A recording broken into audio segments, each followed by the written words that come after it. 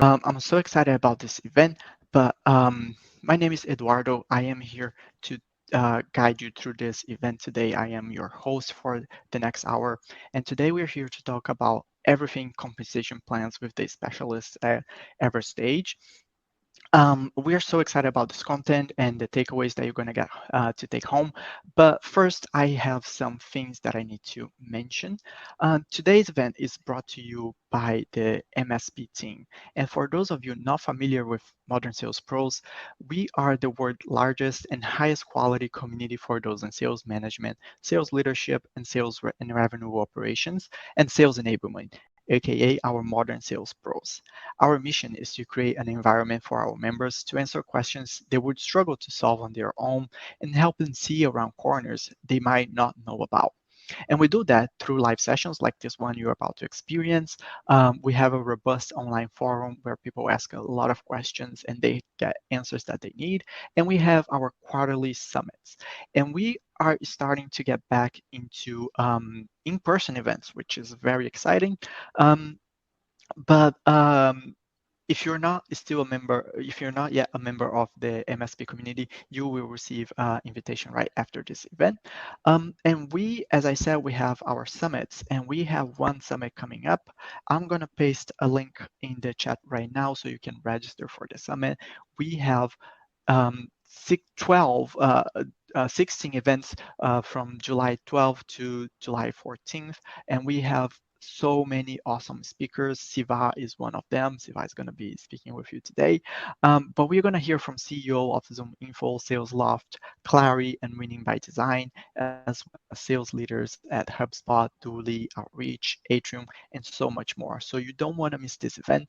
It's going to be so cool, and you're going to get so much information from our speakers. Um, I also have some housekeeping notes.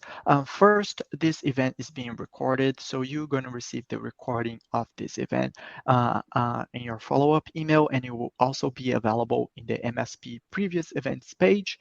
And I was talking with our speakers in the backstage, and they were telling me how they love answering questions. So we have a Q&A tab right here on your right side. Please use it and please ask them a lot of questions because they like to do it. Um, let's show them that we are ready for the weekend. We are like getting pumped by it's Thursday already, not Friday yet, but we are getting ready for the weekend. Let's show them that we know we want to know everything about compensation plans going into the weekend. But that's enough from me now. I know you're very excited to start this conversation. I'm going to pass the mic to Siva. He's going to introduce the theme of this webinar. He's going to introduce himself and his other panelists, and also tell us a little bit about Everstage. So Siva, the mic is yours and the floor is yours. I'm gonna come back here at the end for a little bit of an outro and to say goodbye to everyone. But for right now, the show is yours. Thanks, Eduardo. Hey, everyone. Super excited to be here on another MSP session. Um, I think this particular session that we are doing, me and Adit, is something very close to our hearts. And I'll talk to you about why that's the case. But, we've put in a lot of thought and effort into bringing this particular session on Incentive Plan Masterclass. So, super excited to be here and look forward to kind of sharing our thoughts, but would love to answer specific questions because we know incentive plans can get very custom based on specific companies and specific use cases. So would love to hear from you your burning questions on top of your mind, and would love to share our views and thoughts on those. But before we get in, would first introduce ourselves. So I'm Siva. I'm the founder and CEO of Everstage. Everstage is a sales commission management platform. Before Everstage, I used to run the revenue operations globally for the now NASDAQ listed company Freshworks. In fact, I built it from scratch when the company was small and saw the GTM grow from 30 million in ARR to about 200 million in ARR. And so tons of learnings firsthand of what worked, what didn't work on the commission plans front. Of course, I have with me Aditya, who's known by his short form Adit. He's also ex Freshworks and now part of Everstage.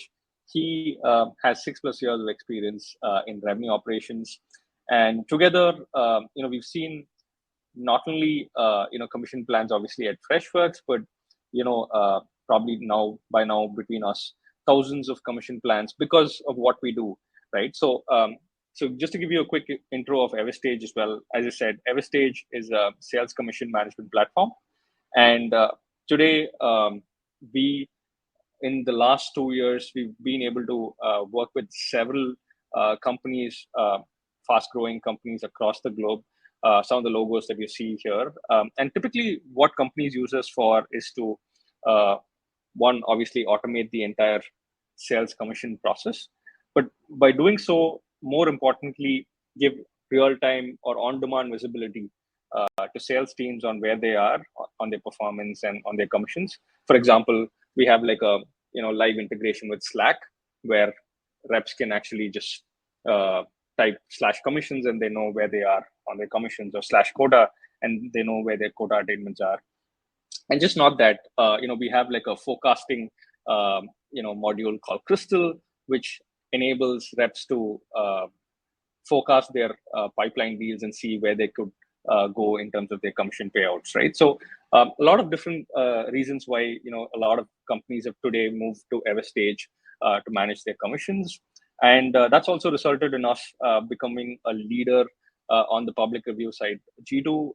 So we've been rated very highly. We've had 4.9 out of 5, and we're rated as the #1 vendor in things like the most implementable solution, best in class enterprise support, and in fact the best results as well across all vendors. So that's the background about Everstage, but the context is important for you to see why you should listen to us in this conversation, because between our revenue operations experience at Freshworks and the thousands of different commission plans that we've seen at Everstage, we've now really learned what it is to set up the right commission plan, right?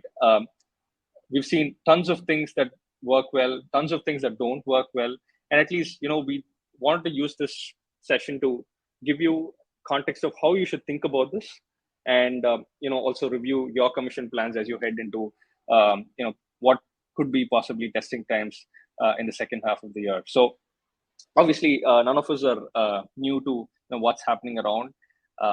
Today commission planning is more important than ever, right? With the looming recession, typically commissions get classified or perceived as a cost center. So there's increased scrutiny of what the right commission plans are. If you're going to introduce new short-term incentive programs, there's a question on if the ROI there for those plans. Obviously, you want to make sure you retain all your top performers, and this mood of possible gloom shouldn't impact some of your top performers. You want to make sure they are continued to be rewarded the way that you'd like them to be. So all of those different things mean that now commission planning becomes even more important. And obviously, not only for the second half of the year, but as we enter into 2023, there's just so much questions and uncertainties in the market. So how do you go about thinking about your commission plan? What are the things that you need to do, you shouldn't do, is what we hope to cover in this session. So first of all, let's broadly cover the problem that we see with most incentive plans that we've seen, right? And when I say problem, again, it's subjective, but you could classify this into 3 primary areas that companies kind of miss out when they design incentive plans. One, and this is probably a reality check for you guys, listening into this conversation as well. If you are a revenue operations professional or a sales leader, do a dipstick check with your teams, with your sales teams and broader teams that are on commissions. Just try and check with them how many people actually fully understand their commissions. And you'll be surprised to see a lot of them find it super confusing or complex, or a combination of both, right? And that's one of the things that we see a lot of companies get wrong. Sometimes, in order to make sure you cover all the aspects of what you want to reward, as well as ability to kind of manage any gaming of commissions. The incentive plans tend to get super complex, and the result of that is most reps don't even know how they get what they get and don't trust their commission plans. They do their own shadow accounting to manage this in a spreadsheet. End of quarter, end of month, there's just so much of trust deficit, back and forths and all of that. So just too confusing and complex incentive plans is one of the first problems that we see in a lot of commission plans, right?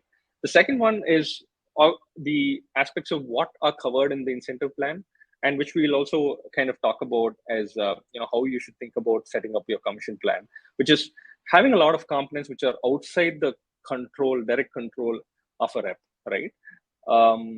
And that's again a problem, because if they are not able to directly impact, then how are they going to be able to do something that impacts the overall business goal, which is why you set the component in the first place. So that's the second problem that we see with incentive plans.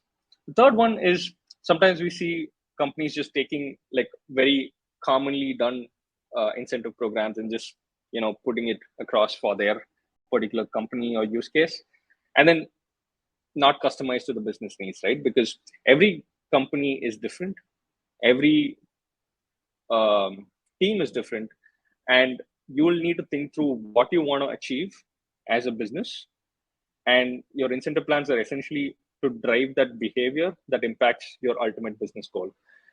So if it's not aligned, if it's not customized to a specific business need, there's no point putting in the incentive plan in the first place. So these are the common problems that we see with most incentive plans. And obviously, the thumb rule that we would say is just flip of all of these three, right? Like, so there should be, your plans ideally should be having no ambiguity in what reps should do. The plans should have components that are in control of the people that you're incentivizing, and ultimately it needs to be customized as per the business model. So these are the broad themes that we say. But how we've broken down this session really is kind of thinking about what a perfect incentive plan could look like, right? And it will be custom to your use case. So which is the first thing? So don't go with any generic commission plan of, oh, this is the ideal SaaS commission plan, or this is the ideal insurance commission plan. Don't go with that. Think about, first of all, what are you trying to solve, and what's the strategy behind the creation of that incentive plan for your company and for the specific role that you're looking at. Then obviously get into the tactics of it, the specifics of it. Then obviously once you do the tactics, you need to also think about how do you get it to execution. So how do you communicate? How do you make sure you administer those commissions? And finally, obviously track and feedback, right? So these are the 4 parts that we would think of in creating a perfect incentive plan. So let's start off with the strategy. So this is one of the themes that we've really thought through looking at thousands of commission plans, right? So essentially, when you think of your own commission plan for a particular role, think of it in terms of these circles. This is an adaptation from Stephen Covey's Circles of Influence. But what we've done here is, adapted it for incentive circles of, and we call this Everstage incentive circles. Basically, every rep, or for that matter, anybody who's on commissions, you could classify the things that they do into 3 different circles. One is the circle of control, what they can directly control as part of their role. The other is the circle of influence, which is the next step, which is, they don't directly control, but they can certainly influence what they are able to do in that particular circle. And then finally, a circle of concern, which, they would typically not have control over, right? So if you were to think of your strategy of your incentive plan when you're creating for each specific role in the form of circles, circle of control, circle of influence, and circle of concern, it really sets the direction for you before you get into the specific tactics. And let's talk about this in a higher level, right? Like, so we provided some examples here. Again, very high level generic examples. for some of the roles that you typically have commissions for. And maybe for this discussion, let's just talk about one of these roles, say the sales development representatives or the BDRs, SDRs. So ultimately, if you think about the circle of control, what's in their control? Typically, the meetings booked is under their control because that's what they're directly incentivized on, as well as that's their primary goal. The next, which is the circle of influence, is yes, meetings book is important, but ultimately you are looking at also what's the pipeline that's created out of all those meetings, right? So while it might not directly be under their control, they could still influence it by looking at what they prioritize in terms of the account book, which accounts that they go after, which ones they prioritize over the other. This could result in them being able to influence the pipeline value to a higher amount if possible. So it's still not directly under their control, but it can be influenced. But then finally, if you think about the deal closure itself, if you were to think about, finally, would the deal or the meeting that's booked, end up in a closure? And that's not under their control because that's essentially after a meeting is booked, the sales gets accepts the meeting, it moves into the control of the sales account executive, and so deal closure time, the entire process around post meeting sales is not under their control. So if you were to think about creating a sales development rep plan for from an incentive standpoint, you would think about obviously covering as much as possible around the circle of control, which is a meetings book, trying to maybe talk about pipeline value, which is the circle of influence, but certainly not cover the deal closure time because that's not completely that's totally not under their control, right? So this is a very quick way to think about how to structure your incentive plans in the first place, and also the strategy behind how to think about for each of the different roles that you might have and the business goals that you might have. So with this context on the strategy, I'll hand it over to Adat to kind of get to the next steps, which is tactics and execution, and obviously review and feedback on the commission plan itself. Over to Adat. Yeah, thank you, Siva. Hi everyone. Happy to be part of this session. So, starting from where Siva left, right? So basically now you have a tactical, strategic understanding of what you're supposed to do. So I think incentive circles needs to be replicated for each company with your business need and business model, and needs to be customized. Just for an example, right? If you're an inside sales heavy SMB customers focused high velocity business, your incentive circles will be completely different. Your circle of control will be completely different. So just figure out that part first, align with the leadership teams, and then let's go into the bread and butter of operations teams. Right, we have to execute this. We have to make a lot of decisions here, right? So I would broadly divide the tactical framework into three parts, right? First is standardizing high level metrics. Second is plan selection, and third is plan construction and plan hygiene, right? Let me go through the first part. Standardizing high-level metrics. So here, Adat, I think probably we should answer a couple of questions here. I see one question from Chris, which is on what do you see in terms of structures for AEs. In fact, that's just what Adat is covering in this slide. So we typically see closer to 50% with at least enterprise AEs, certainly around 50% or more. We don't see them lesser than 50%. But if they're more SMB AEs or mid-market AEs, you would see a range between 35 to 50%. But enterprise AEs, 50% of it being variable is what we see commonly in most companies. And I think there was also another question, and maybe you can talk about this. I think this is also coming in as part of the tactics, which is around are you suggesting to structure the incentive plan for all three circles or the circle which can be controlled? Do you want to answer that? Yeah. So I think the suggestion, at least what we have seen from a lot of very effective compensation plan, is to have the main plan itself based on circle of control. The main components should be the only drivers in the main plan, and this needs to be 1 to 2 components, right? Not more than that. And then there are circle of influences that where the rep or SDR or CSM can influence. those things can be a bonus component or a recurring spiff, like, which is a very smart hack one of the companies that we were working with were doing. Basically, doing recurring spiffs instead of making them part of the core plan itself, so that the reps are clear what they need to go after and the right behaviors get rewarded as part of that way. And circle of concern is something which we want ideally all companies to try to move away from them as much as possible.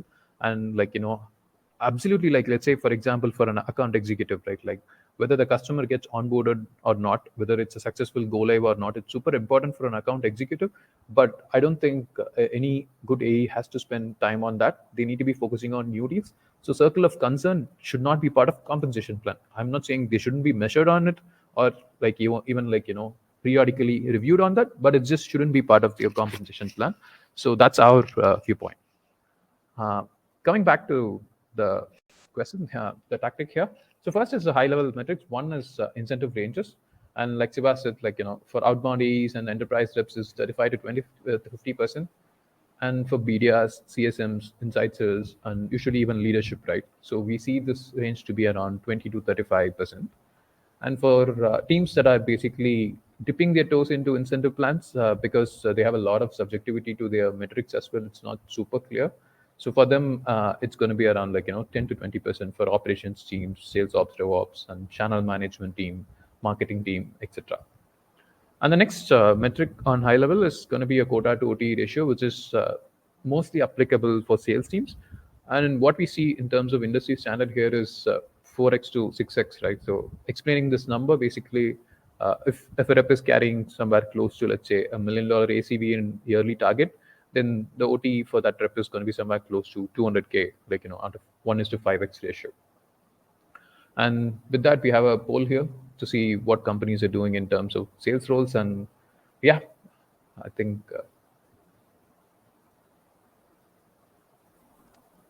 cool. I think it's pretty much going in what we were suggesting as well. Seems to be like that's the case. Okay. Let me quickly get back here. So one interesting addition on quota to OT ratio is recently I've come across multiple questions on modern sales roles on this as well. Like if you're doing it in US, it's going to be around 4 to 4x to 6x. But the moment you step out into other regions, you have to adjust for purchasing power parity. And sometimes these numbers goes especially if you're hiring in APAC and then giving them targets in dollars, these numbers can go as high as 10x ratio as well. So you don't have to stick to this ratio outside US as well.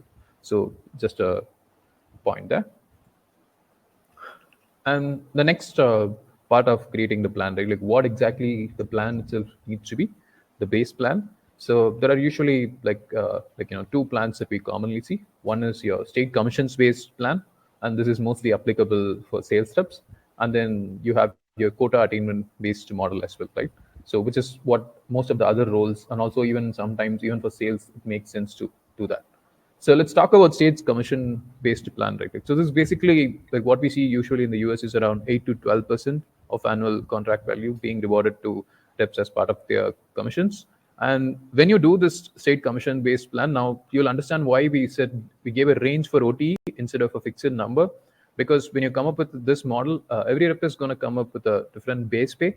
So you have to calculate based on whatever commission percentage that you're going to be giving as a base pay, and then construct the OT based on that, right? So that's what the state commission based model will give you. And it's super lucrative for reps to be on state commission based model because like we said, most of the commission plan are complex, and state commission base is the simplest there is. Like they know that if they have $1 million ACV, if they do the target, they will get 10%, and 100K is what they're gonna take home, right?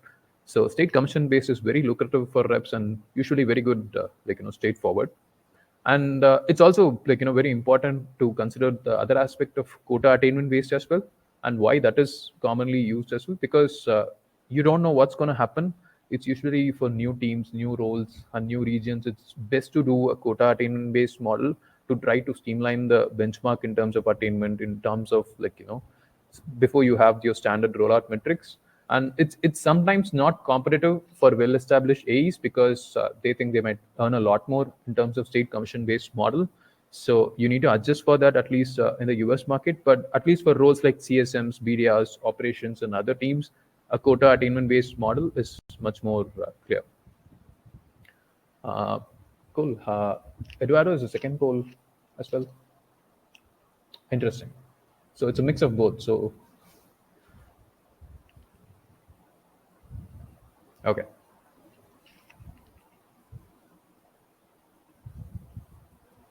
Let's get back to.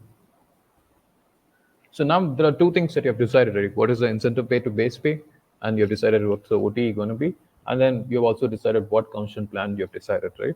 So now is how are you going to reward, right? Because getting just base pay for attainment or incentive pay just for attainment is not enough. Because for people who overachieve, for the good top performers, you need to actually reward them very well. Otherwise, they are not going to be able to retain them, right? Like the market is super competitive. And here is where, like, there are a lot of questions usually people get. And there are 5 questions that we majorly see. And these are very important decisions that you need to take as part of your commission plans. First is, when do accelerators apply, right? Like, so for this question, I think what I would say is one of the quotes from a previous CRO that, like, I used to admire is basically, if a rep is getting paid, like, hitting 100%, they're just getting paid their salary, and that's what they have signed up for. So you don't reward them for just doing their job and hitting 100%. So I think that's what we usually see in highly competitive firms as well. Like, accelerators don't apply, like, less than 100% for IC roles.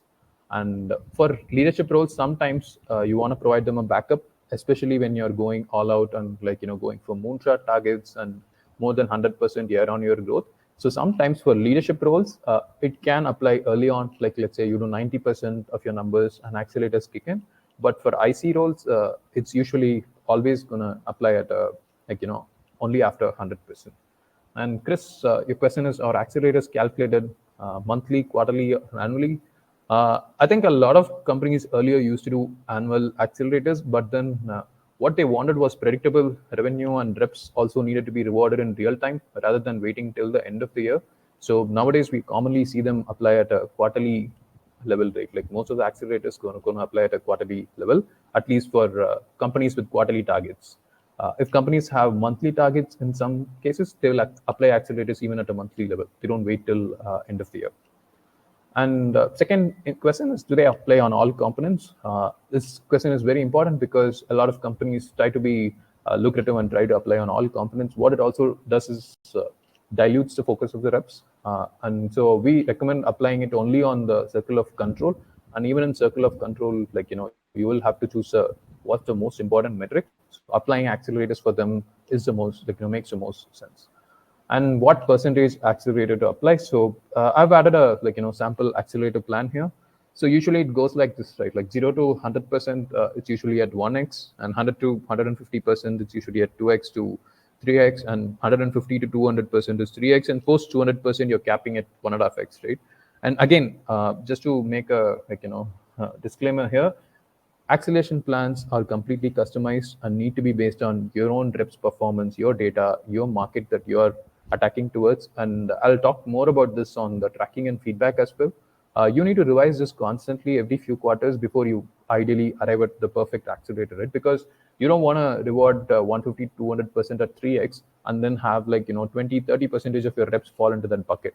So higher lucrative accelerator means also it's only reserved for the premium performance, like, really kicking out of the park, and not for every rep. So you need to constantly revise this and find a right balance. So, and that's super important for any company to make it meaningful for the top performers.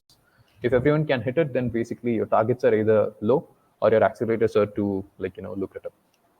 And finally, how do we, like, decide on accelerators for non-sales roles? What we have usually seen is for non-sales roles, there are two things. One is first of all, non-sales roles, in my mind at least, what I'm talking about is about CSM, marketing, operations, and other roles. So usually there is a capping of accelerators. We don't usually see more than 2x compared to reps. Sometimes it's even 4x, 5x for reps. So it's usually at 2x is where we see a cap. And so I think with the, like, global market context, accelerators are very, like, important part of your business as well. So I think the poll's answer, like, ideally captures the current market situation, right? Like, we have been in a very good market so far, and accelerators are usually frowned upon, right? Like, why do you have to penalize, right? But what happens usually in terms of at least highly expensive enterprise reps, sometimes we have seen it makes sense to have the accelerators a little, so that you can hedge against those 20%, 30% attainment reps and ensure if you're completely incentivizing that part. So it's worth considering given the situation, but in most cases, and it doesn't make sense. But given the global context, it's something worth considering, at least from an ops perspective, to ensure that you don't have those 20%, 30% attainment reps hitting, drawing a very high base pay, right? So this is a tactical framework for plan selection and choosing the right reward. The next is a plan construction itself. So this again, we go back to the incentive circles here. So stick to 1 or 2 components max. Don't go more than that. And the first component, at least, stick it to 70 to 80% of their incentive pay is on one component. And it's okay to even have 100% on one component, right? If you think account executives just need to be compensated on their quota and nothing more as part of their base plan, it's completely fine as well. And if you have a second component, again, don't do 50-50 and dilute the focus. Just do 70-30 or 80-20. And accelerators, like we suggested earlier, try to keep it only for the first component, so they're very clear where they need to overachieve, and they don't want to overachieve on the other component, right? Like, you don't want to focus on number of deals as a component where they have to overachieve, and they can actually focus on the deal value itself. And there are obviously a lot of behaviors that you want to incentivize your reps for. Like, let's say that it's going to be multi-year contracts. There are going to be one-time implementation, onboarding fees, right?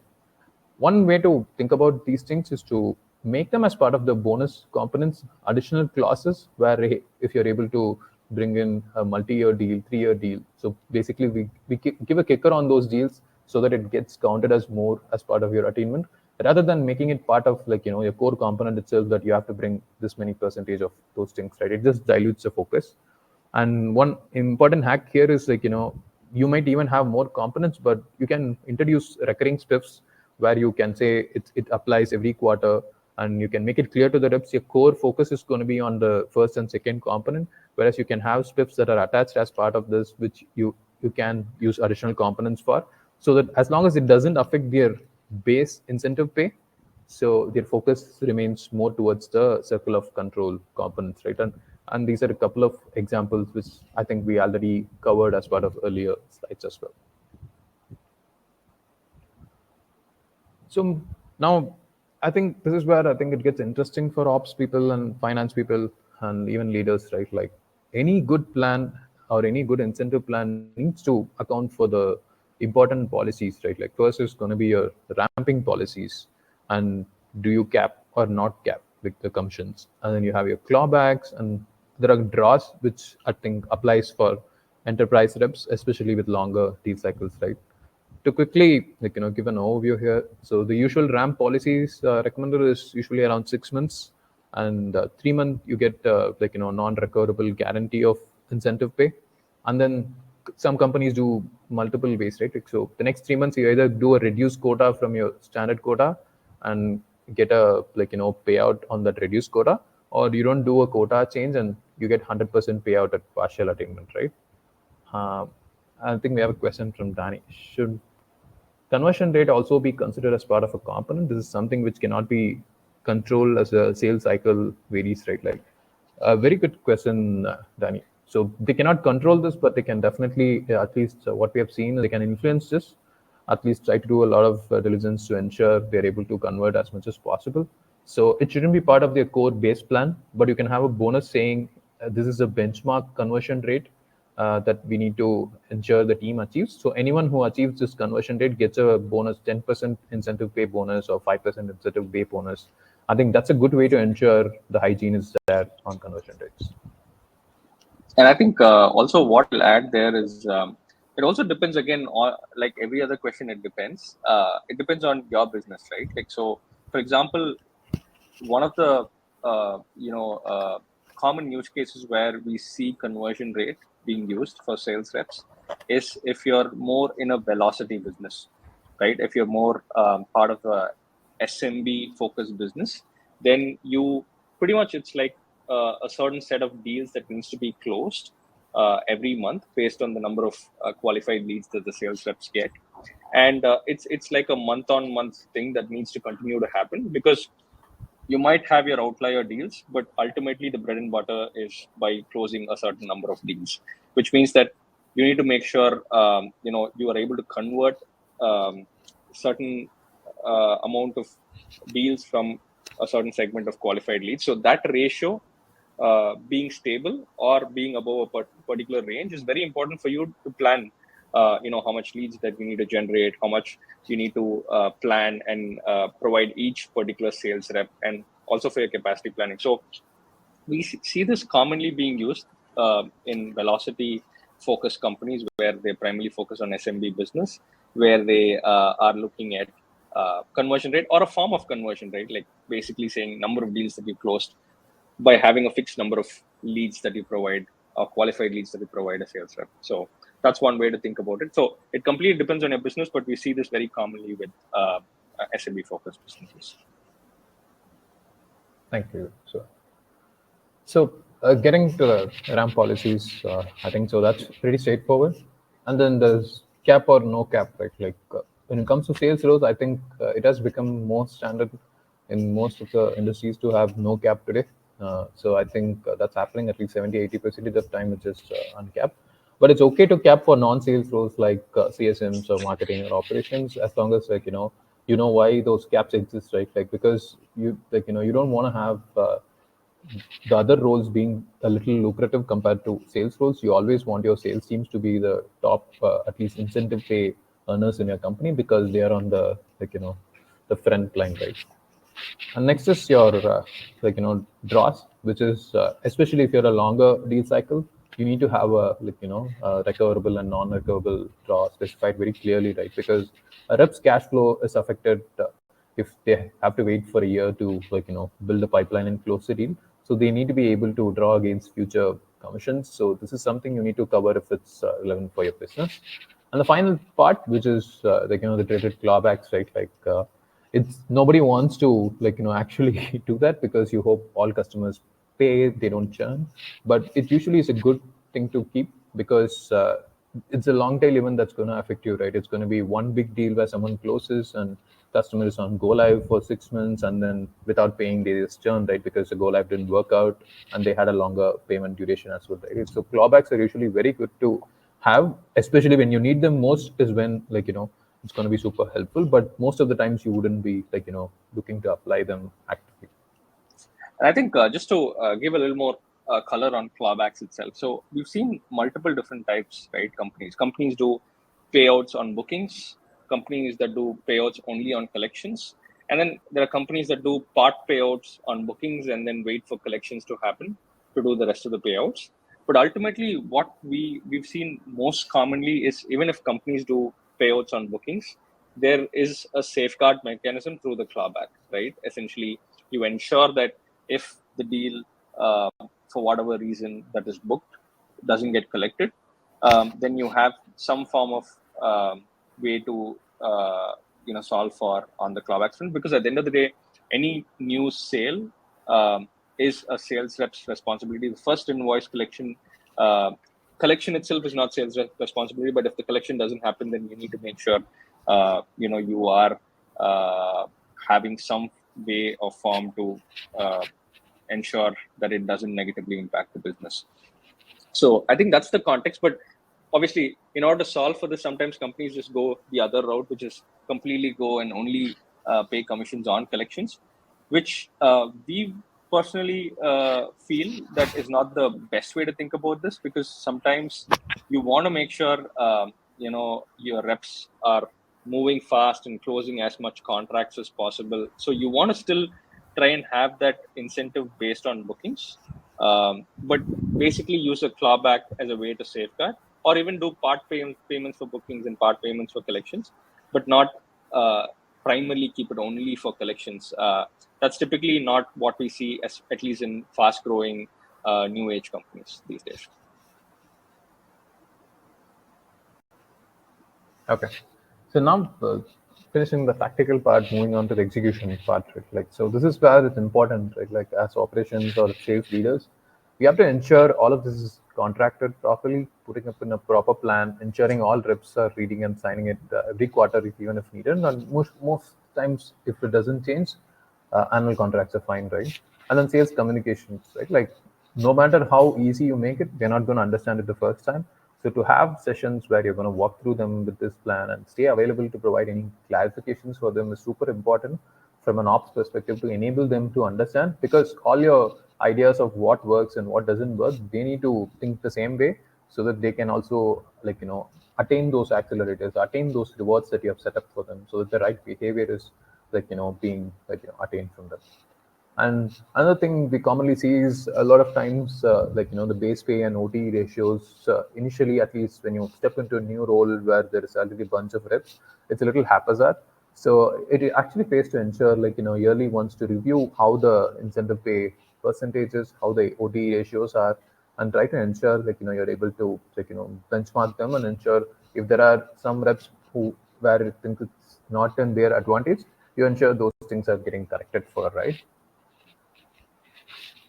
And the other two part is basically having query resolution policies and new joiner training as well, right? Like so those are, I think, very straightforward to ensure if they have any queries on commission plan itself that you're getting communicating them.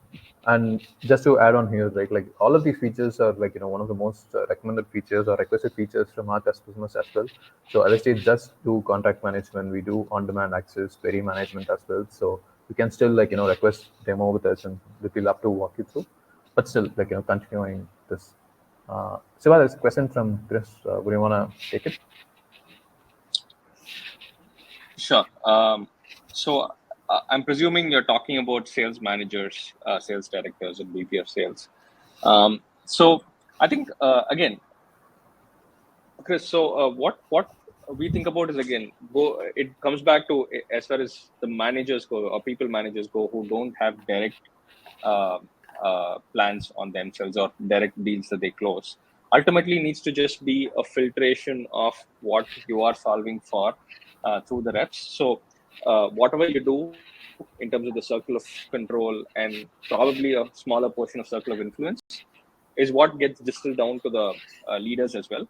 The only component that could be additional to a people manager is really around things that only a people manager can do, which is, if you want to set MBOs associated with the management role, which is, it could be around, the capacity that you need to hire and make sure that there is so many people on the seats before you start a particular quarter. Because at the end of the day, a lot of companies miss goals because they don't plan effectively for the effective sales capacity, right? Because at the end of the day, you might have so many different sales reps, maybe, but at the end of the day, you need to have them all fully ramped and be able to hit their average quota attainments that you historically have seen. So essentially, we've seen companies, apart from the core circles of control that gets distilled up, you also see managers have smaller MBOs, like things like hiring as one of this. The second would be onboarding, right? Ensuring that the ramp times are, you try and cap them at a certain part. Like Adit was mentioning 6 months, but say if you want to go further aggressive, can the people managers actually help get there faster? So anything that is more management enabler, we've seen those as part of MBOs. But additionally, if you look at the core commission plan, it still is a distillation of what you effectively have for the individual reps, because that's really what they're also looking at and are incentivized to perform. Hopefully that answered your question, Chris. So the final part of the compensation plan mix is to the tracking and feedback piece, right? Like ensuring what's happening in reality. So one good metric I would recommend, all of the people here to do is to what is the realize, like quota to OT is your ideal dream ratio, but what is happening today in terms of your actual ACV attainment versus the amount paid to reps, like the total rep incentives plus base pay, right? So this will try to see where you stand today in terms of those ranges and see where is the increment that's going to be required, right? And the other thing I was talking about is your higher accelerator percentage, like above 150%, and so on. So those buckets need to be controlled, and you need to ensure, like, those higher rewards are only given to the really premium performers. So this is just to be financially sensible and ensuring the budgets are all accounted for. So I think your finance team will be looking at something that often as well. So these are two things I would definitely, measure for us to determine ROA of commission plans in general. And the second thing is, abusive commission plans, right? Like, one of the important roles for an operations person is to keep track of what's happening. Like, if there are abnormal attainments, like, is it really because they hit it out of the park, or was it something that really, didn't make sense? Probably a super lucrative Swift program or something like that. Look for edge cases that actually affect your overall business plan, that people are, probably getting paid a lot for. And notice frequent churns, like we said, for clawbacks, you have to notice a pattern so that you can probably add those patterns as part of your policy document to ensure those are not repeated. And this is a way for you to do a commission plan, right? Like, it's art and science, so you have to keep, changing those commission plan, evolving it again until you finally find the right mix eventually, right? Like, a couple of quarters of experimentation will give you set you up for the next year very brightly as well. So I think this is our, coming back, strategies around incentive circles. Think in terms of the circle of control, and tactics is about plan selection and choosing what are the right rewards, and also, what are the right mix of components. And then an execution is about communication, putting them in right contracts, and then finally tracking measurement and feedback in terms of what's happening, so that you can revise your strategy and your tactics as well, so your reps are able to understand, right? So I think that concludes how we would go about creating a very good incentive plan for your business. Yeah, I think and this fourth step is super important, because that's something that's generally missed out.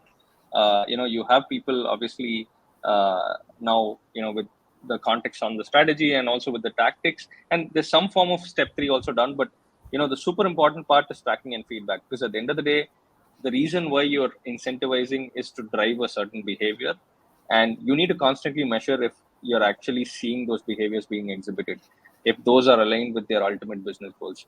If those don't happen, then you're just wastefully setting up an incentive plan, and it's not actually, or rather the other way to put it is, you're truly not unlocking the power of an incentive plan, right? So step 4 is super important. You need to check, hey, I'm setting up this special incentive program for this particular quarter. What is the impact of that, right? There's an additional budget that I would have been kind of set up for that. So is that actually resulted in increased sale or increased revenue, or whatever that you want to achieve based on the short-term incentive? And like Adit mentioned, there's always going to be gaming, right? I think in a very crude way, if you were to put it, it's like a police versus ops person is typically the person who's policing to make sure there's no laws that are broken as part of your incentive plan. But you'll always have the smart folks who are trying to game the system. But at the end of the day, you have to be cautious and see what's being gamed, but don't keep adding rules just for the gaming, because at the end of the day, then that's where you start to move into from a simple plan to a super complex plan that nobody can understand. And in order to solve for that 1-2 people who are gaming, you're kind of messing it up for the entire system or the entire community. So essentially, step 4 is super important.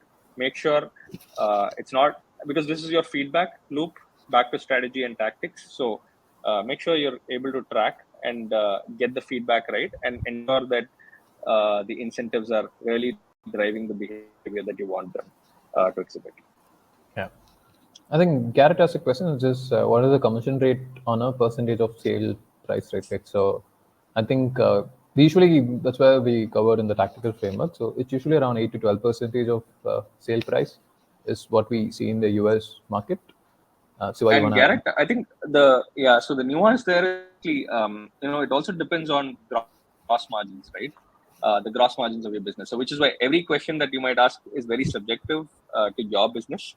So 8 to 12% is what we see typically in a high gross margin business. 60 to 80% gross margin business in software. But if you are on a very low margin gross margin business, then you might want to accordingly structure your plans. At the end of the day, it again flows back from what you are looking at in terms of your own business model, also the longevity of that particular contract itself, right? Like, so is it a very short term contract? Is it a huge long term 5-year contract that that person has brought in, or is it like a recurring contract? So all of these determine the percentage of the sale price. But in a recurring revenue high margin business, we typically see 8 to 12% being the base, and then obviously accelerators, as Adit mentioned, being the ones that once they hit their 100% quota.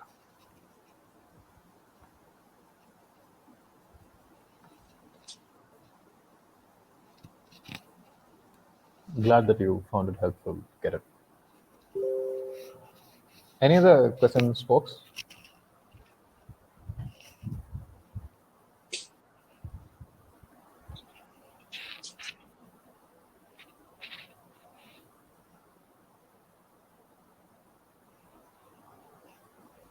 Thanks, Jimmy.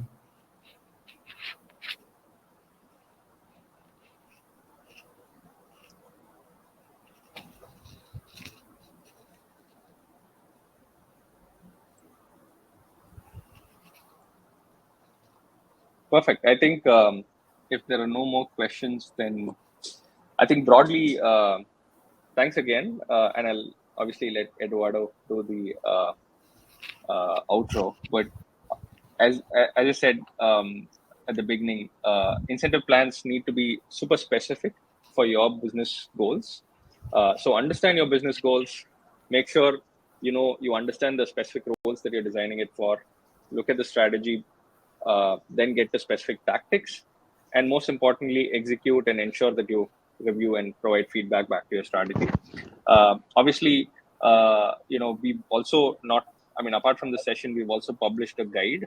So if you're interested, log into everstage.com. You'll be able to, look at our guide on the commission plan, where we put even more details and examples. So that might be useful for you. And obviously, if you want to get a little more specific and automate the entire commissions and provide more transparency and also gamify the incentives experience, again, you can choose to request a demo with Everstage. So, but glad to been part of this session and kind of provided our learnings, looking at thousands of incentive plans across the globe. So hope you all found this useful. I'll let Eduardo kind of take it over from here. Well, thank you very much. Thank you very much, Siva. It was a pleasure having you here, and thank you everyone in the audience. Thank you for the participation with the questions, with the poll. We really like having this amazing audience at MSP. And thank you to our wonderful sponsor, Everstage, here represented by Siva and Aditya, for providing this great content and for making this session possible for us. Once more, for the audience, the recording and the key takeaways from this session will be available to you very soon. While the panelists and I hang out backstage, the MSP team will make sure the recording is available in the MSP website, in the previous events page. And once you're there to check the recording, make sure checking the upcoming events page so you can see everything good that is coming up your way. And if you have any questions, please email us at marketing at modernsaleshq.com. We will be happy to answer any questions. And thank you again, Siva and Aditya, for this amazing, amazing content. And thank you, the audience. You've been amazing. We are eager to have you here soon again.